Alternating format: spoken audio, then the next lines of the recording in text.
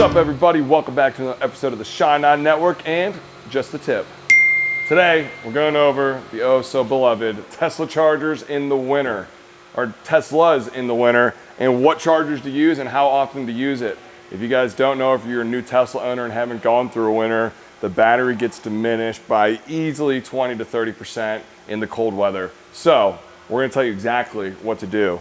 The biggest goal for a lot of Tesla guys who just wait until they get low around the 20% is you don't use a charger. We highly recommend. We actually have a couple of the Tesla chargers here at MPD. I have one at my house as well. These are the 220 ones, the ones that run off the 220 line. They're awesome. They're not quick chargers under any means, but you plug it in at night and it's ready for the morning.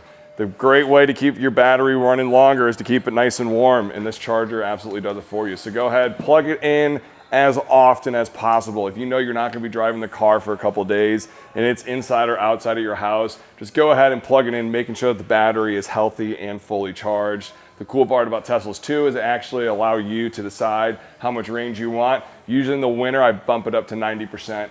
In the summers and fall and spring, I keep it around 80% capacity, but in the winter, I definitely bump it up to that 90%. I keep it charged at all times during the day and at night to make sure that the battery is nice and warm and fully charged, so you guys are getting as many miles out of the car as possible. That's our tip of the day. If you guys have any questions, please reach out. And as always, keep shining.